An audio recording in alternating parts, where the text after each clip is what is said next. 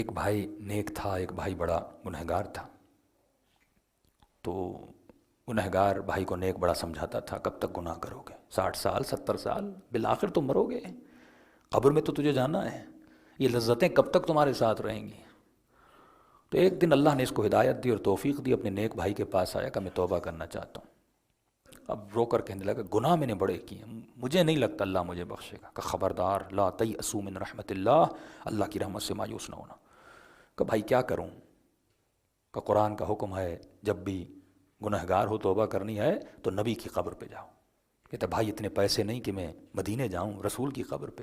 کہ گھبراتا کیوں ہے؟ اسی نبی نے فرمایا اولنا محمد اوسطنا محمد آخرنا محمد، ہمارے کسی بھی محمد کی قبر پہ چلے جاؤ اللہ گناہوں کو بخش دیتا ہے۔ تو اس نے کہا بھائی کہاں چلیں؟ کہا چلو چلتے ہیں مشہد الرضا، امام رضا کے پاس چلتے ہیں۔ انہوں نے سامان سفر باندھا، پرانا زمانہ تھا۔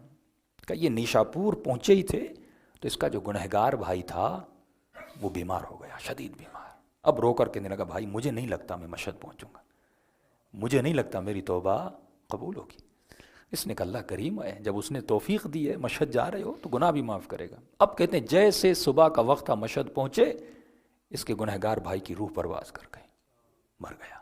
نیک بھائی پریشان، ارے اتنی زحمتوں کے بعد امام کے پاس پہنچا لیکن معافی نہیں مانگ سکا۔ غسل دیا، کفن دیا، مولا کی زری کا طواف کروایا، جا کے دفن کیا۔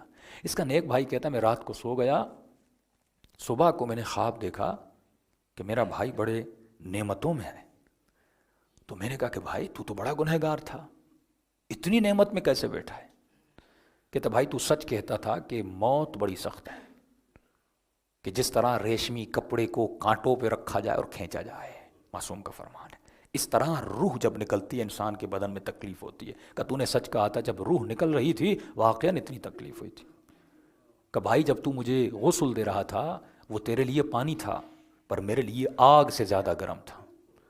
جب تم نے مجھے لکڑی کے صندوق میں رکھا وہ تیرے لیے لکڑی کا صندوق تھا پر میرے لیے آگ کا صندوق تھا، اور عذاب کے فرشتے مجھے گرز مار رہے تھے اور کہہ رہے تھے بدبخت نکل جا اس دنیا سے، کہ تم نے 60 سال اللہ کی نافرمانی کی، تو نے 60 سال اس کی دربار میں خطائیں کی اور گناہ کیے۔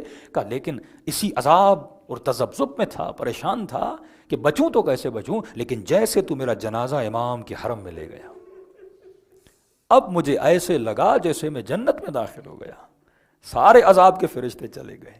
کہ تم نے میرے جنازے کا طواف امام کی زری سے کروایا، جیسے تو زری کے قریب لے گیا میں نے دیکھا امام رضا کرسی پر تشریف فرمائے۔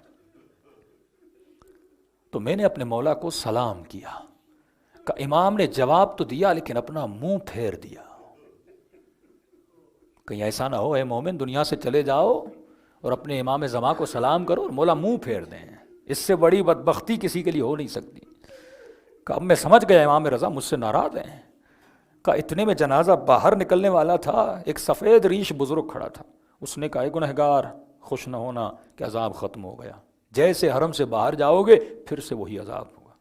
میں رونے لگا، میں نے کہا میں تو توبہ کی نیت سے آیا تھا، کیا کروں زندگی نے مہلت نہیں دی، زندگی اتنی نہیں تھی کہ گناہوں سے مکمل توبہ کرتا، مجھے بتاؤ میں کیا کروں۔ اس نے کہا ایک راستہ ہے، اگر اس پہ عمل کرو تو شاید امام رضا تمہاری شفاعت کر دیں۔ کہ کون سا؟ جو بولو گے میں کرنے کے لیے تیار ہوں۔ کہ ایک واسطہ ہے جو امام رضا کو دو، اور اس واسطے کے صدقے میں امام رضا تمہارے گناہوں کو بخش دیں گے۔ کہتا ہے بھائی میں نے وہ واسطہ دیا اور امام رضا نے میرے سارے گناہ بخش دیے۔ اور عزیزو امام رضا فرماتے ہیں شیعو چھوٹی چھوٹی باتوں کے لیے ہمیں یہ واسطہ کبھی نہ دیا کرو، ہم اہل بیت یہ واسطہ برداشت کر ہی نہیں سکتے۔ کہ بھائی تو نے کون سا واسطہ دیا؟ کہ میں نے کہا امام رضا آپ کو اپنی دادی کی ٹوٹی ہوئی پہلوؤں کا واسطہ۔ کہ اتنا کہنا تھا امام رضا نے میرے سارے گناہوں کو بخش دیا۔